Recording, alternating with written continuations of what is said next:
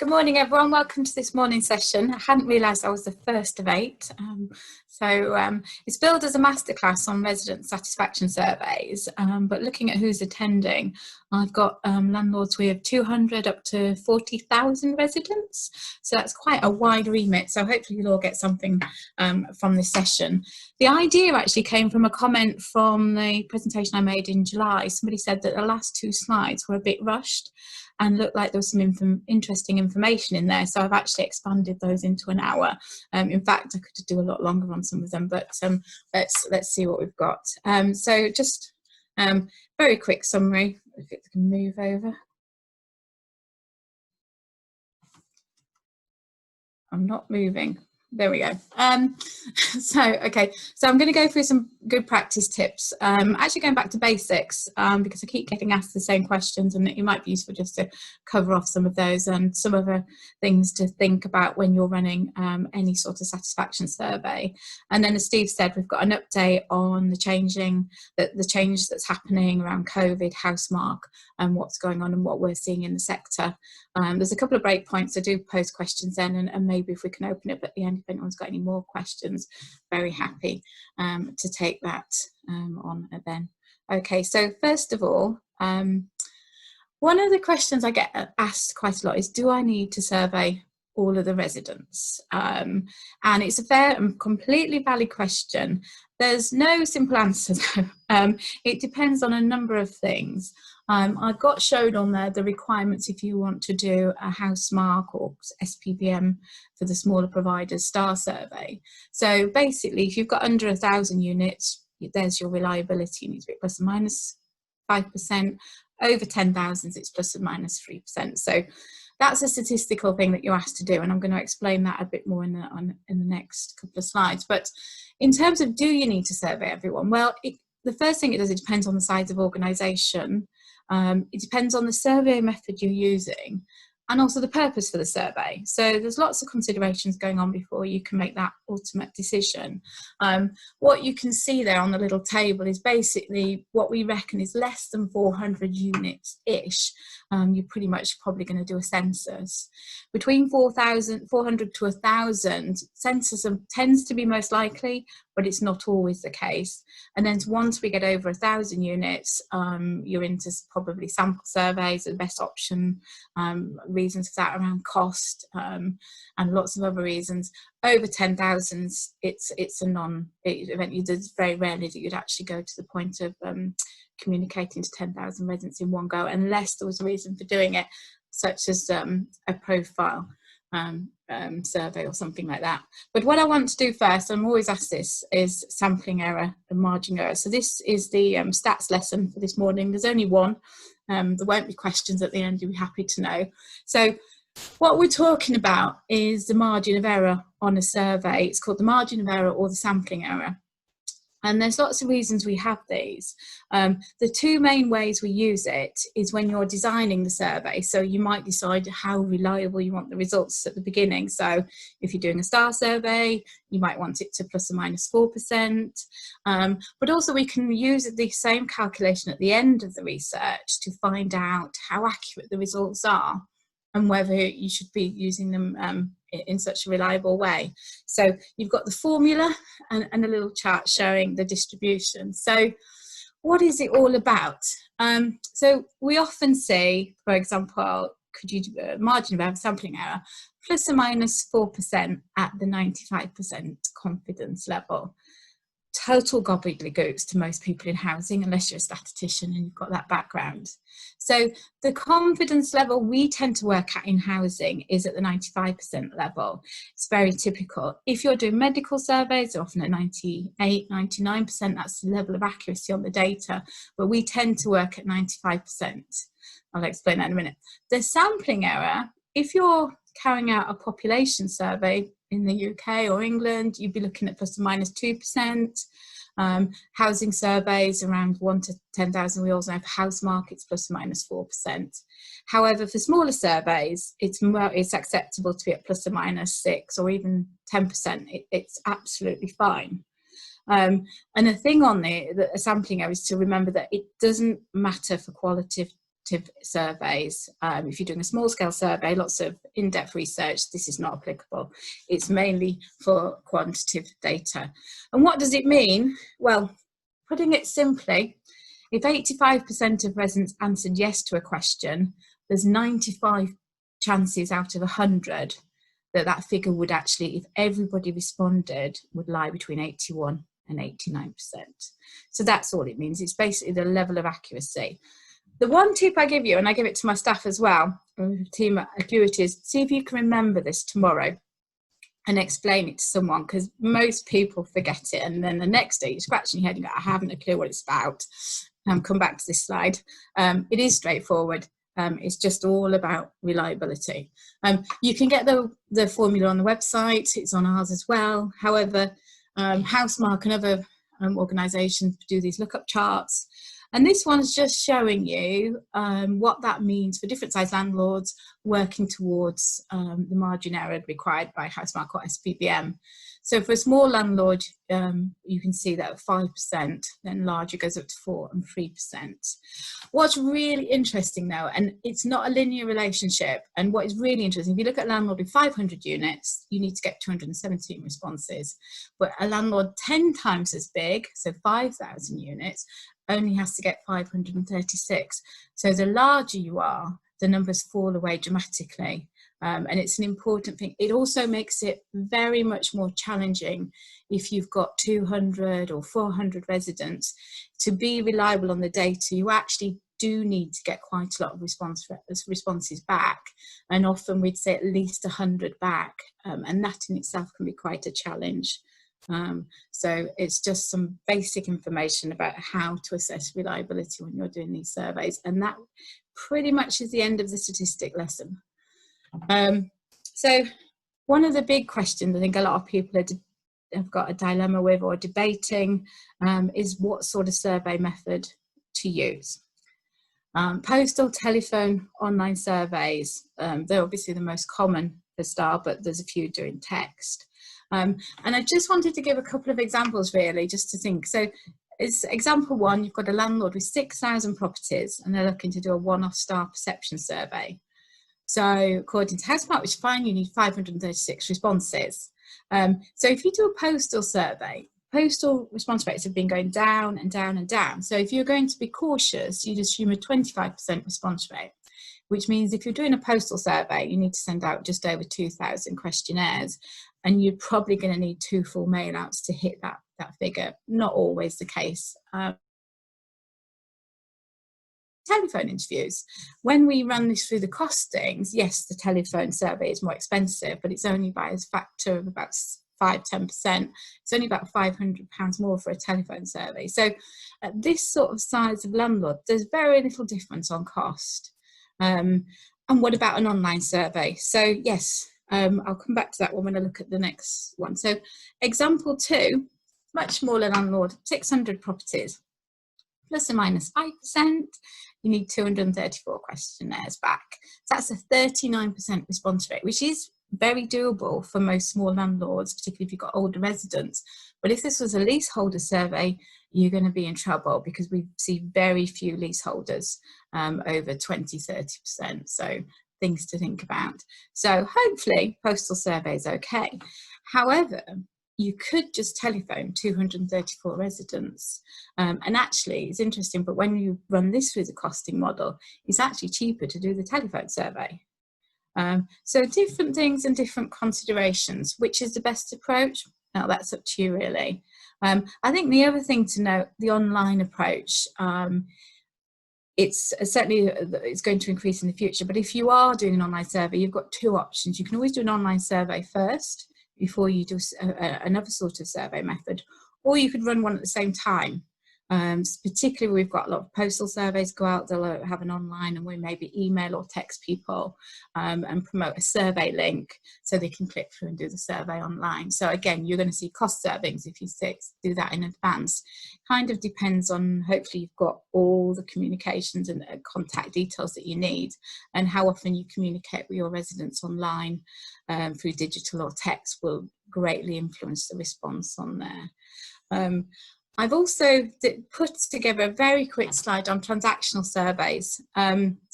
Just taking an example of a medium-sized landlord with 6,000 residents. What we tend to see is obviously a lot of telephone surveys at this size, and it's just showing that on a repair survey, you might be doing weekly or monthly surveys by telephone or another matter.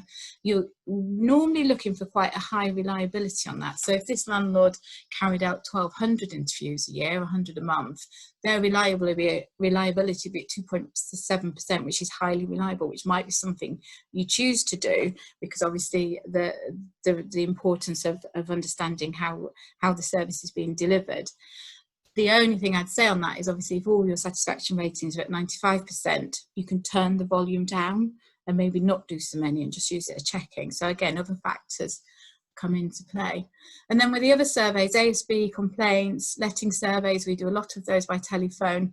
They're usually run as a census due to the low volumes, and particularly with some surveys, the difficulty of actually getting hold of the residents and their willingness to take part. So again, you can use exactly the same lookup tables and understand the reliability on all your different surveys. And the final thing, I'm almost going out of the margin of error. The other thing to note, it's really important when you're comparing your results. Have we improved? Have we declined? Where are we at? If you look at this landlord who did surveys 2 years apart, if you compare the difference, if you see on the bottom of the table, you can see that the margin of error is plus or minus 3% on each survey. You actually have to add that figure together to get the margin of error when you're looking at the difference. Obviously 3 and 3 is 6. So what that means is when you compare the difference, there's actually only one rate in which satisfaction has gone down in this instance. Value for money has gone down 8%, and we've got some clear increases around customer service. Hovering around 6%, you know, you've got some other ratings, so I think you can be confident to say there's a change there, but it's important to recognise that a 3% change one way or the other actually is not statistically significant, and it is really important to think about this when you're looking at the data, perhaps when you're advising board members or members of the senior executive team. You know, a 2% difference is well within the margin of error. And is actually something that you shouldn't worry too much about. Obviously, if everything was going down, and I think there's a clear indication, but it's important just to remember that when you're looking at survey differences over time, you need to add that margin of error and then work that out. So just a few things to think about. Okay. Hopefully with that, we'll take a break in a minute. So some other questions I get asked is, do incentives make a difference? And the answer is, we don't know. The only way you can measure this is you, in theory, send out a survey to tenants, cut them in half, one do a census, one don't do another, one with an incentive, one without, and see what the response rate is. But can you imagine the talk if tenants find out that some people have been given us an incentive and they haven't? So it's really difficult. The gut feeling is they're very small amounts of money. They tend to be used more into postal surveys, but most telephone surveys don't have them. So I'm not sure if they make a difference. Some people like them. It gives you a reason to go back on comms as well. So there are some reasons to include them. And then I think I said before, what is the best survey method? Well, it's the one that works best. You know, which one's going to get the best response from your residents? We've got a lot of clients talking about personalisation of surveys. So again, find out how your residents like to respond to surveys. You can often measure this because whether you get a good response or not will tell you whether you've got the right methodology. But it is a nutshell. And we've got some clients that are looking at, you know, the multi-mode surveys where we've got a range of different survey methodologies, and that in itself presents some problems. So it's not an easy question to answer. The other one is, when's the best time to run a survey? Are people happier in the summer? Is everyone miserable in the winter? Well, it's difficult. We've done a lot of research on this and we still haven't found any pattern that's reliable. I think you're gaming when you're trying to do this. And we do have a lot of clients that do try to pick a good time, but you can always have a lot of rain in the summer and a fantastic winter, and there's lots of other variables as well, never mind the service you deliver. So my advice on this one is try and stick to if you're doing it annually or something or whatever, try and stick to the same time each year, because it's just going to take one variable out of the equation when you're looking at the changes. And the other one, what's a good response rate? Well, again, nothing's ever simple. There's a whole range of answers to this. It really does depend on the survey method that you're using.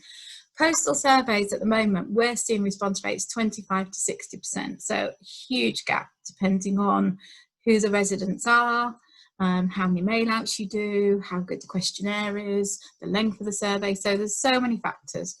Online, we're estimating, and it's a real guess, between 5 and 30% seems about right.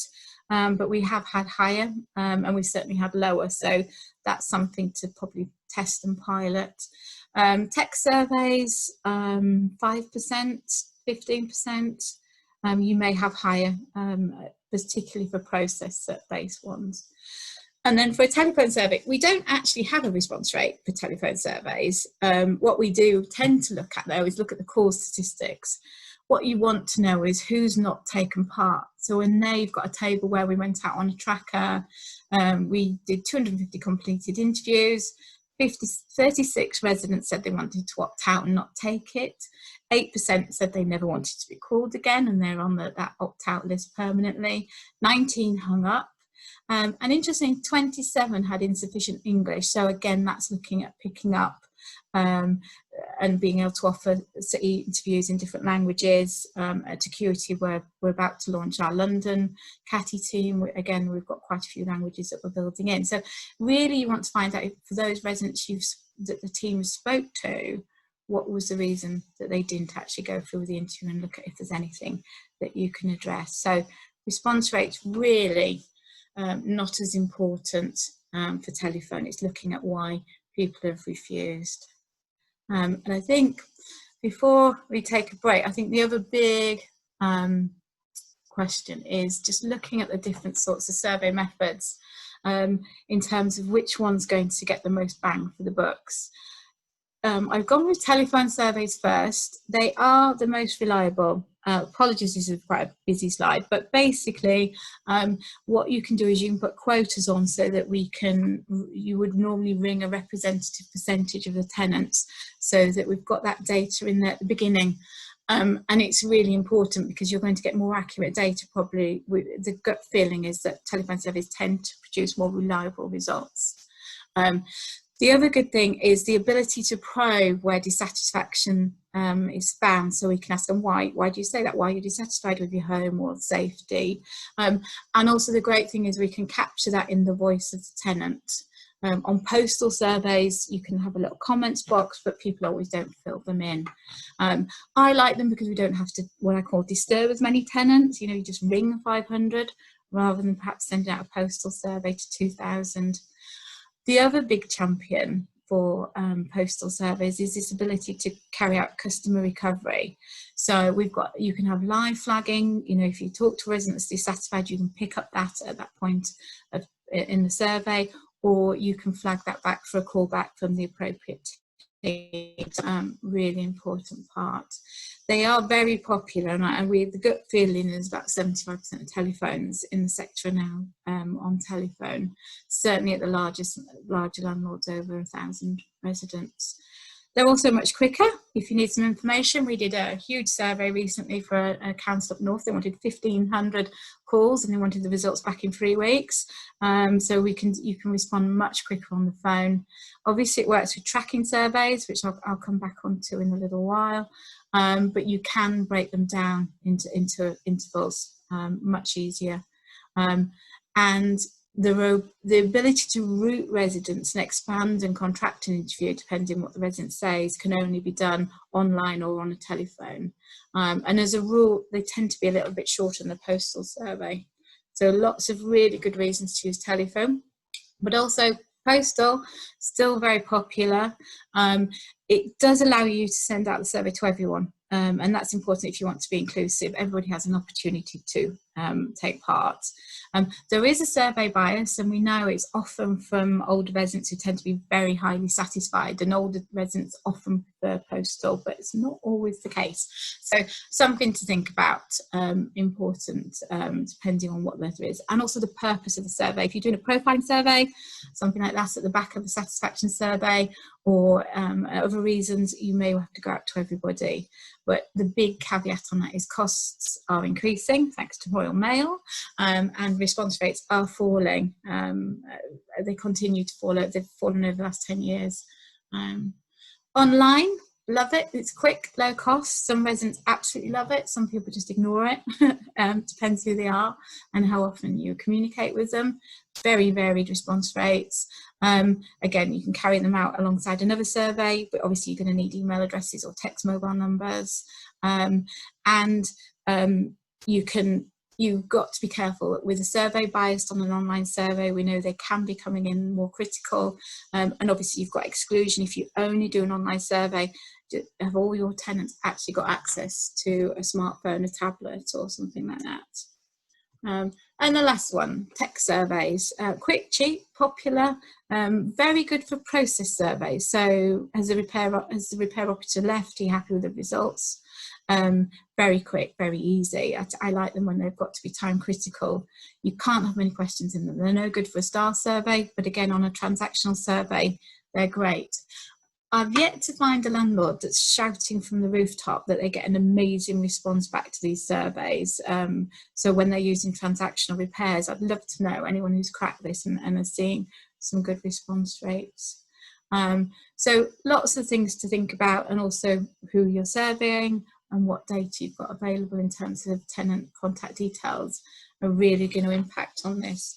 So I'm just going to take a pause now and open it up to Steve to find out if we've got any questions. Thanks for that, Denise. Yeah, there's a lot there to pick the bones over, as it were. Joe Jospe is saying, can you, is the score impacted by the geographical spread of the homes? It can be, certainly through Housemarque, we've looked at an urban rural and a city split, so the geographical definitely would affect response levels and communication levels as well. Yeah. Just out of interest, do you get a sense of, is there a difference in sentiment from people that live in different places, urban to rural?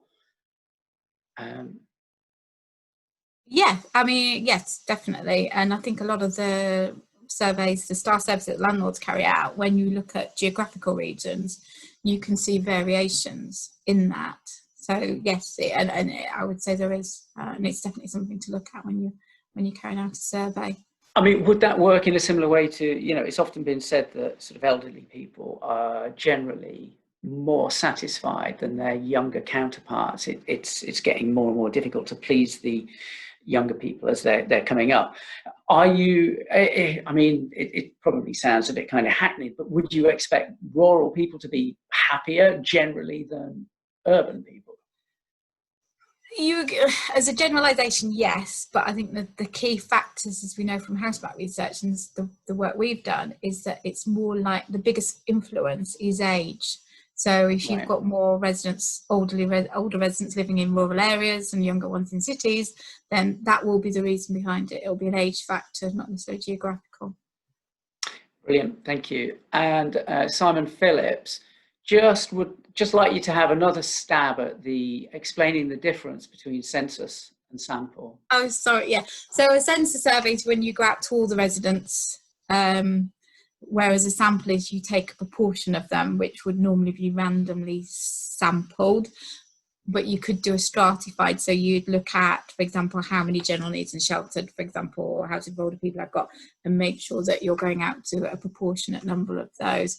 But a census is literally, as there's a census next year, it's when you survey all your residents as opposed to a sample. Brilliant. And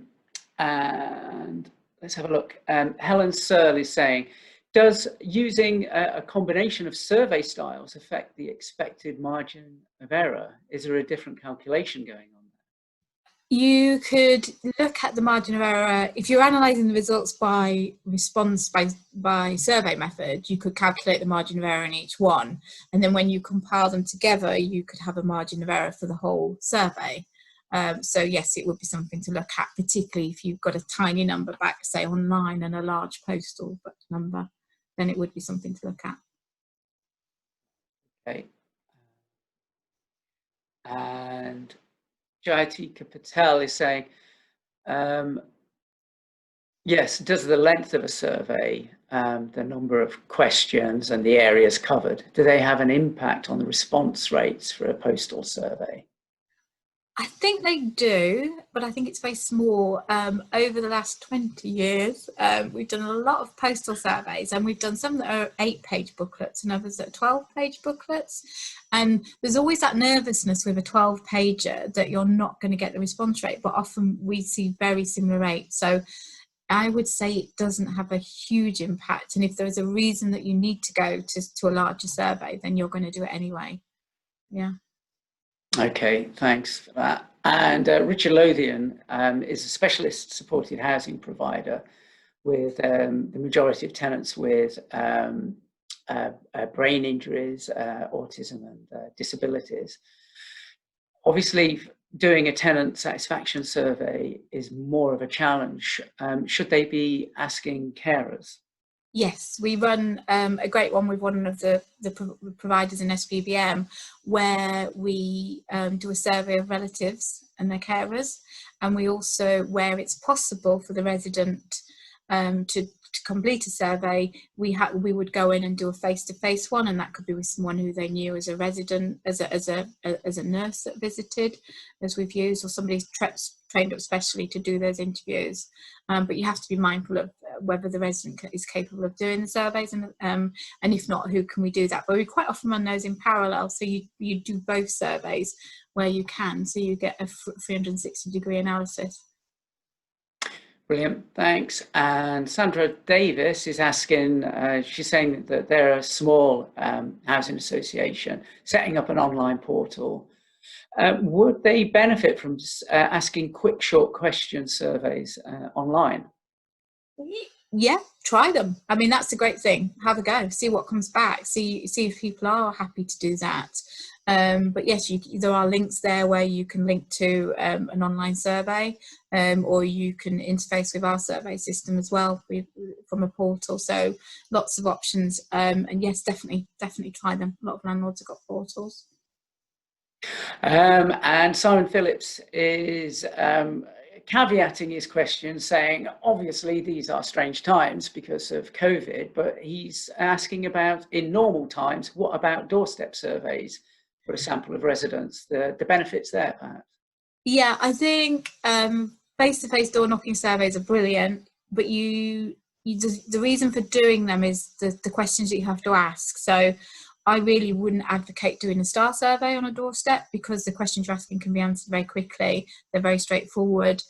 Face-to-face research in whatever situation, whether it's on the doorstep or not, you tend to want to use more in-depth questions. You might have show cards. You might be wanting people to think about a range of different scenarios that you need explaining. So they're usually face-to-face should be done for a different sort of survey. But yeah, absolutely. And they're not unheard of. Lots of clients do them when they want to understand in-depth issues. Brilliant. And from Claire Norton, yes, asking the question about running it as a one-off in the year or staggering it over the course of a year. What's the pros and cons of I'm going to pick methods? up that one in a minute. All right, you're going to come to that one. Yeah. That's great. I think we're there with all the questions. That was a decent few at that point. So I think we should probably crack on. Yeah. Okay. I may need to cut a few. Okay. So really quick one. This is just a checklist when you're developing your questions. Have a look at Housemarque core questions. There's 4 of them: quality home, overall services, safety and security, and easy to deal with. Look at the recommended questions. There's a library you can download from Housemarque. Look back to what you asked last time. Do you need to repeat something so you can measure the difference. Take a pause and sit back and think, is there anything anyone else in my organisation would want to ask if they knew I was doing this survey? Because you'd be amazed how many people don't talk before they go out. Thinking about if you're looking to the future, are there any areas of service delivery you're changing? Maybe ask some questions about their residents' input to that process. A lot of surveys sometimes identify vulnerable clients or those with support needs, and obviously COVID issues at the moment. Any resident involvement questions? Does anybody want to put anything in? Anything from the scrutiny panel, anyone like that? Open-ended questions. This is where you're going to get your actionable insight. So look at these questions. Where do I want to find out if people are dissatisfied, and what should I be asking on an open-ended? Always have custom recovery questions at the end so that you know if people want to be contacted, and make sure you've got these permission questions that which sit with that in terms of anonymity and confidentiality, really important in there. And then when you've done all that, build the survey, group your questions into a logical order and themes. Consider putting any tension creating questions at the end so they don't influence any after that. And then pilot it. Take it to staff or residents and ask them to complete it. Time them, find how long it takes to fill it in, and also check you're actually going to use all the questions. So that's basically how we build surveys, just something to think about. If you get it right, and I'm not going to go into this in great depth, but if you get it right after the survey, you can do key driver analysis and you can understand what is driving satisfaction in your organisation. So the further to the right is more influence on that overall score for this landlord, and the height gives you the satisfaction. And this is really all I'm going to say about Housemarque. And I think I said it's from a slide in July. What we're seeing, it's easy to deal with. That new question is far more influential on overall satisfaction than any other metric that we're measuring. So it's a good reason to get that in, if any. I've got a few questions as well. Timing and frequency. So again, people carry out surveys weekly, monthly, quarterly, every 4, 3, 6 months, annually, every 2, 3, 5 years, or never.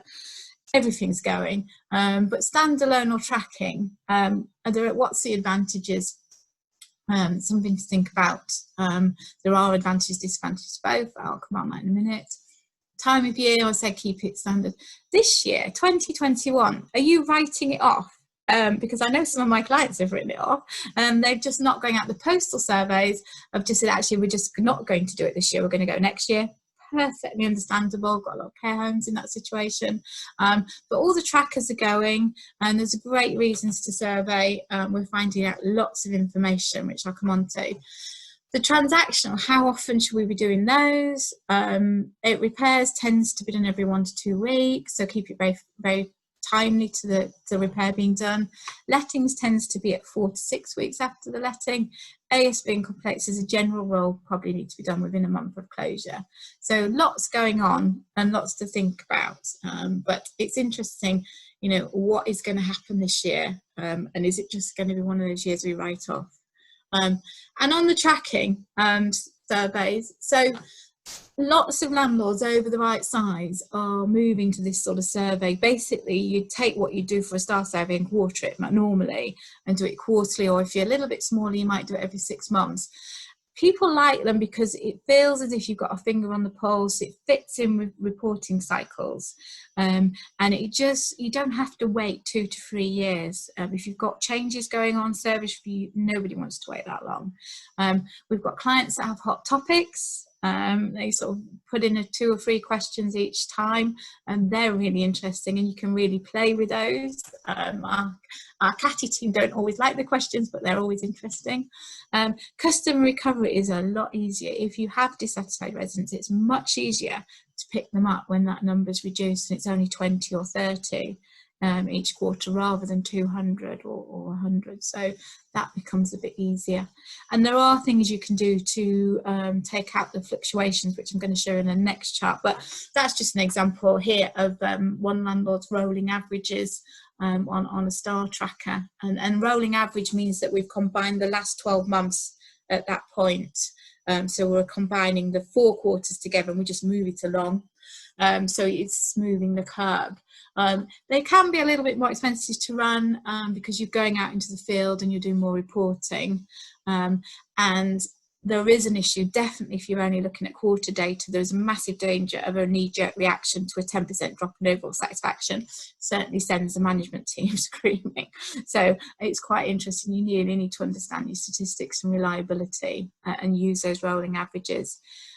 With less than 1,000 units, becomes more difficult, but we do have a number of landlords that are running it who've got stock of around 500 to 1,000, and they're all working and they're all very valuable.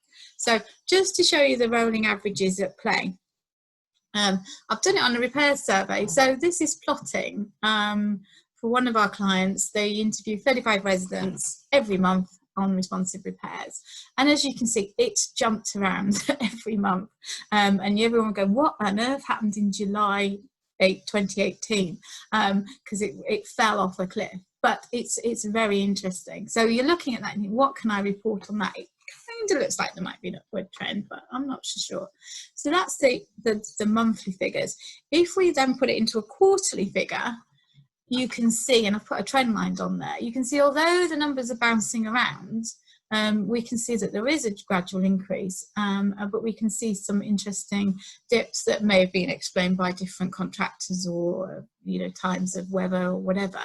But if we introduce rolling averages on this survey, you can see it becomes much, much smoother. And as a landlord, as you can clearly see, in 2018-19, the service began to dip, but it was picked up, and that's one of the advantages of all these ongoing tracker surveys, is you get to spot the trends. I mean, you may obviously you're going to know what's going on in practice within the teams, but the stats also, there's no lag in this data, so it's very productive, and it's great to be able to give a figure. It's tentative, people can touch it and see it. So clearly, as we can see, some great performance and satisfaction has been increasing. So that was why it's good to have these longitudinal surveys and to begin to use these rolling averages, not just on STAR but also the transactional surveys. Another quick tip, this is a horrible slide. This is a great one. So where you get your insight, for me, is always from the open text questions. Probing, or what can we do, how can we improve? They are better, you get much better quality on a telephone. And this, you can read it later, but it's basically, we did a deep dive. It was only on a quarter, 3 months of responsive repairs comments, and we pulled out of this, there were diagnostic issues, there was issue of appointments, finishing off the work, waiting too long for the work, plumbing was a hot topic, and some contact and communication issues. Nothing new really for repairs, and again, we're probably only talking about a handful of residents, but we've got the resident's voice coming through.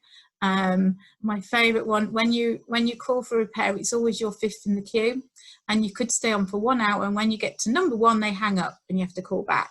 When you hear the frustration on that resident, it's very powerful to give back to the team or the repairs contractor. This is where you're going to see a lot of insight as well. And then the other thing I really like is when you begin to code the comments. One of the really good ways to do it is to code it and think, is it a service issue? Is it a policy issue? Or is it a communication issue? And then begin to feed that back and then look at reviews. And obviously this can be applied to any survey, but I think it's a really powerful way. And this is where you're getting the golden nuggets on any survey. I'm also conscious I'm running out of time. So I'm just going to finish on, I'm going to flip through a few more. I don't know if people have to get off as quickly, but apologies, I am overrunning. Another thing, just really important to say at the end of this is you need, if you're doing any survey, there are some very important data protection issues and things you need to think about. So you have a legitimate interest to carry out a survey on a service you deliver, and as part of that you can also give the information out to a market research company, but that we do recommend that you have that information on your privacy policy on the website. And when you are doing a survey, we abide to, and are company members of the Market Research Society, MRS, but you need to read their code of conduct and make sure at the beginning of the survey, as it shows on there, that you are telling the residents everything. So how long the survey will be done, what will be done with the information, how long you're going to store it, whether you're recording it. All this has to be given out at the beginning of the interview. And if you are contracting out the work to a market research agency as a subcontractor, you have to have a policy in place which includes data sharing, data protection in there. It's really, really important. And please don't ever send a whole database of your tenants to anyone via email without a password on it, as somebody did this morning. Customer recovery, I've just put on there the ones that we use. It's really important. You've got to be very clear if you're going to go back to somebody about the results in a survey.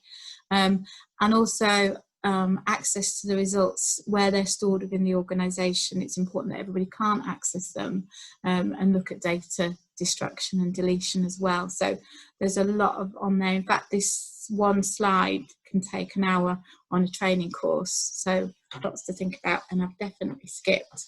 I'm actually going to jump, if that's all right, through this and just carry on. I've just got a couple of more slides, and then I'll pick up questions at the end. So this is an update. So if you saw me in July, you'd have noticed that I said that I think 2019-20 satisfaction was going down.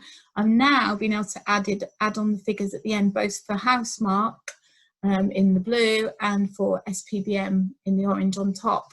We've now got the annual figures, and as you can see, 2019-20 did show for the first time in a very, very long time, satisfaction has actually gone down. Last year was not a good year. Lots of reasons.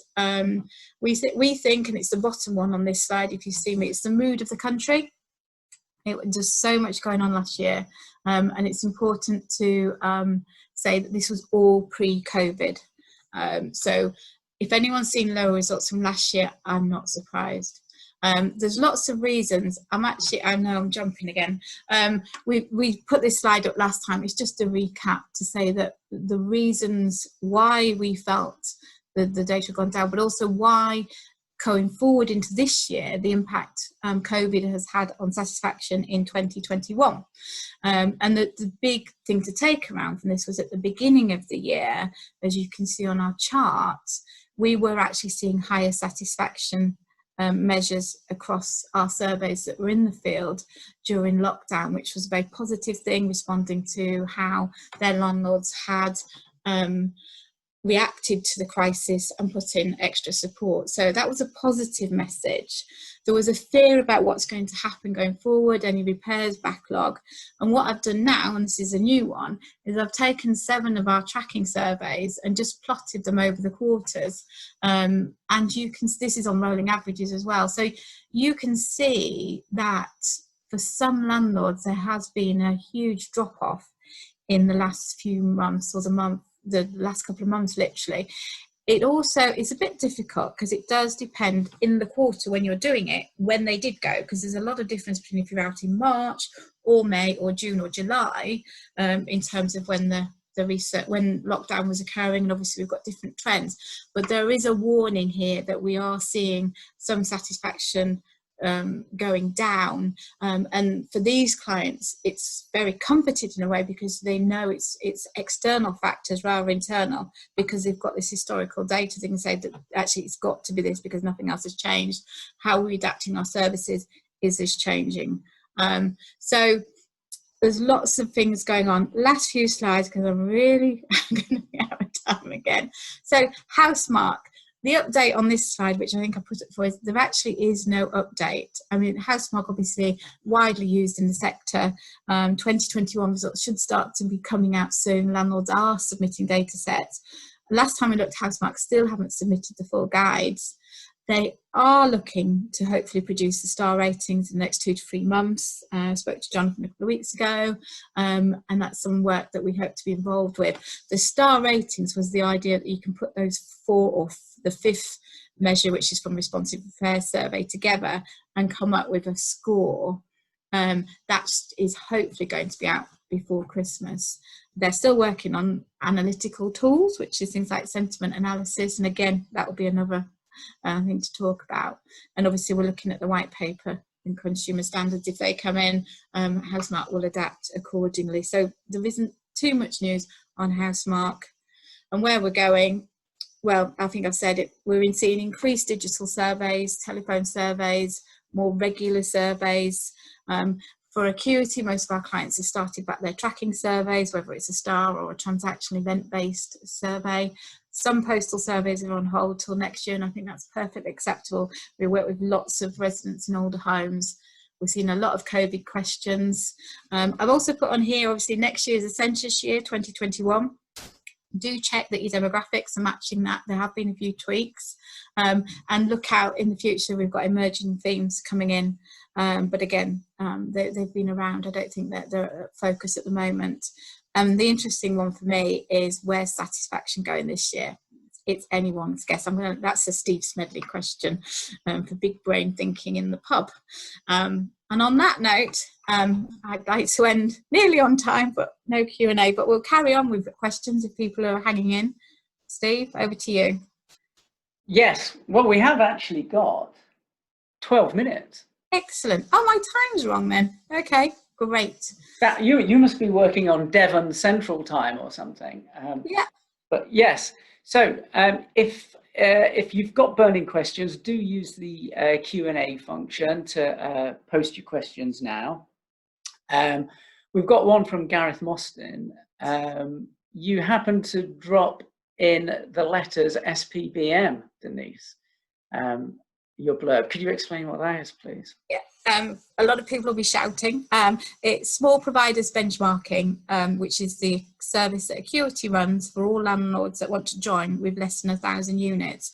Whereas if you've got more than 1,000 units, you'll be in Housemarque. We collaborate with them and share their definitions, and we run benchmarking comps around the country. So that's SPBM. It's all on our website. Ask Mark or Steve. Right, that was a model answer from somebody on the satisfaction side of the business. Thank you for that. And we're going to segue into the next one nicely, I think. And it's from Simon Phillips. He's saying that if open text qualitative questions are so valuable in uncovering insight, personal experience, is there an argument to say that the quantitative question shouldn't be used at all? I think I may have used an extra syllable there. I think there's value in both, because from the quant questions that give you the percentages, you've got the trend data, you've got performance data, you've got data for your report. So I think the combination of the two is where the value sits. Okay, yeah, so as with most things, a mixed approach is often the best way to do it. Claire Norton's saying, what was the extra Housemarque question that was added? The fifth one was the one that should be in a responsive repair tracker. So how satisfied are you with the repairs on this occasion? And the a guide is that one is now coming out of responsive repairs surveys rather than a star survey. But if you don't do responsive repairs surveys, you can put the question into a star survey and benchmark it. Yeah, I think the point there was when they did the star review, they thought the transactional question was far more valuable than just the general perception question. Yeah, because and they're quite right, because on a responsive repair survey, most surveys should be hitting 90-95% response rates, whereas on a general repairs question, which would be looking back to people's thoughts and views over a longer time period, 2-3 years, they'll remember the one that didn't go quite as well. They'll see scores typically 80-85%. And if you're using that and it's an important figure, why on earth would you use the lower rating when there is a higher one, which is actually on the service that you've delivered at the moment? So it makes sense. However, my big argument on this, and that's why it's still there as a recommended question, is that if you're doing a star survey, you need to include that general question in there so that you can do the key driver analysis, that yellow chart. Or else it's important that you've got repairs in that mix to do that analysis. So you need to do both, basically. Thank you for that. And yes, going back to your issue around GDPR, data hygiene all of that stuff, which coincidentally did come up at one of our regional clubs recently. It caused a bit of a problem for an organisation. Suzanne Norton's question, is there any evidence that the increased awareness of GDPR has had any effects on resident willingness to participate in surveys? I think it has, but I think the bigger impact came before GDPR, was in the 2 or 3 years before that, when in the press there was a lot of outcries, quite understandably, when there was data breaches, you know, bank data, people accessing and taking that sort of data. So I think 2018, 2019, there was quite a number of high profile stories in the press of where personal data had been accessed. So that was in residents' minds then. GDPR, I don't worry about it too much. Once we do get some residents, we can get residents want to know, if we're talking to someone, they want to know why is my landlord giving out my name and my telephone number, my email or my mobile number to you? I don't know you. And obviously you need to be able to explain that, and that there is a reason why we can do this, and that all the protection is in place. So there's lots on that. Okay, thank you. And I think this is Tony Molu has got a question, and I think it revisits this issue about if you're a smaller provider, it's just about how do you get the most valid and representative response, and how do you just handle it? His question is, with less than 300 residents in sheltered extra care, how can we only do rolling surveys on transactional services? Sorry, the last week on transactional surveys. Yes. How would so if you're only got 300 tenants to play with, how would you divvy that up? How best to do that as a transactional rolling survey? On transactional, so for example, on a repair survey. It just says rolling surveys on transactional services. Yeah. Well, so it's very difficult. So obviously, on a transactional repair survey, you may be doing everybody that's done a repair, or a high percentage if you want to know the information on that service. But on a star survey, I agree, at that sort of number, it's going to be difficult to be able to do a rolling survey, probably because it'll probably work in the first year where you split the residents up into 4, but in the second year everyone's going to be fed up that you're going back to them, so you can see increased refusal rates.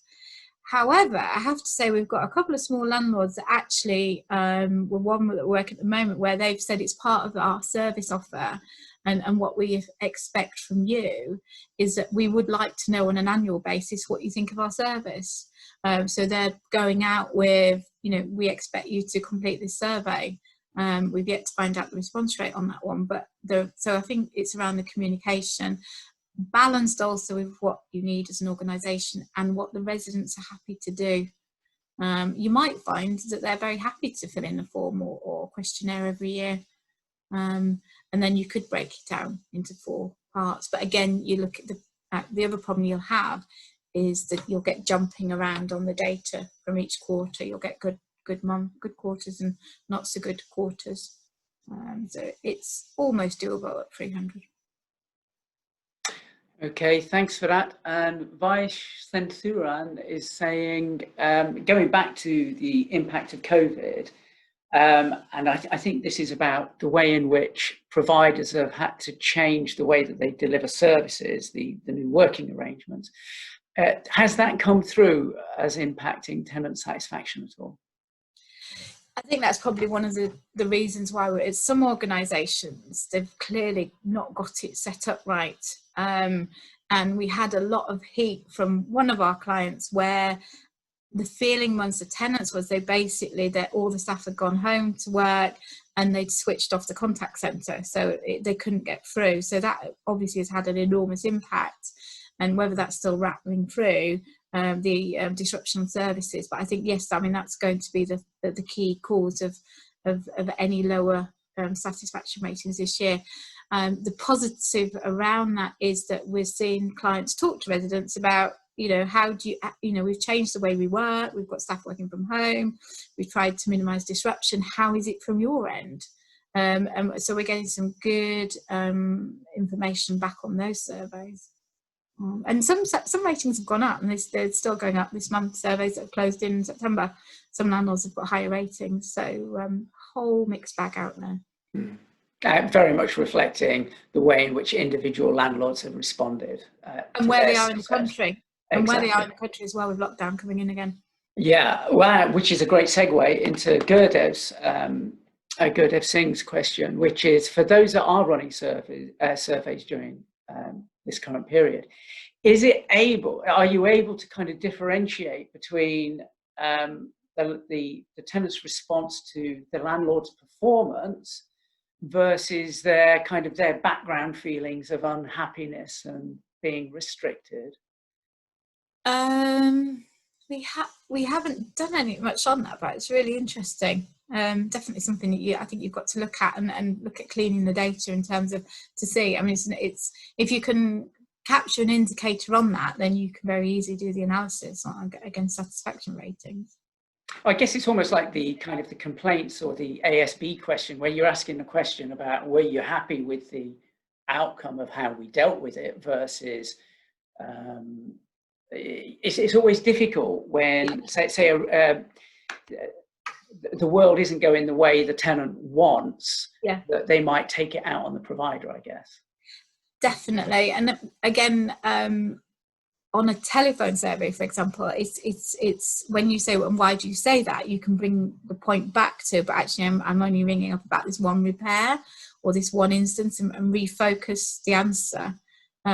So I think there's an advantage of that way. But it's going to influence it, isn't it?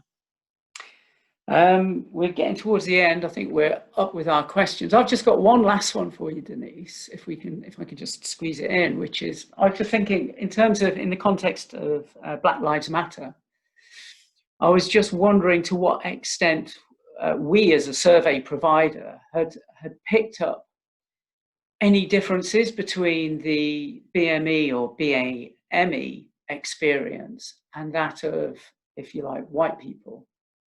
Is in terms of how what might come across in terms of their voice, but also what comes across in terms of their experience of service. I think the only evidence I have got is from studies that were carried out over the last 10 years rather than more recent, and I think there's a value there in going back and revisiting the results to look at that. But we know historically there is a difference between what we see in terms of on a star survey satisfaction levels, very different, but equally where you need to look at the difference. So for example, you've got a larger inner city landlord who will have a wide range, a mix of residents, and then the other scenario where as we work with quite a lot of BAME organisations and the results that they're seeing. So yes, there's definitely an influence in that area. Okay, thanks for that. And we're up to our allotted time. We've got through all the questions. Thank you so much, Denise, for such a comprehensive rattle through. I think people's heads will be spinning. There was so much information there, but they'll have the presentation available to them, which is, for me, it's almost like a bit of a toolkit. They'll have the recording of this as well. I think there's a lot of material there for people to, if you like, smarten up their approaches. So yes, absolutely brilliant. I assume people can get in touch with you if they need to phone a friend. Yeah, absolutely. Really happy to hear from anyone. Any question, you'll be amazed. Really happy to answer them. And if there's anything you want me to cover or go over again, as I always go too fast, or we can do it on a one-to-one basis. We're certainly looking at that, and I know we're looking to run more of these snapshot events rather than the big one, with more of an open session to smaller numbers as well. Okay, that's brilliant. Thanks for that, Denise. Denise's details are there if you need to contact her. The last thing for me to say is thanks everyone for joining us. We've got another 7 of these to go. Go check out the website, get yourself signed up. So goodbye everyone, and thank you. Thank you.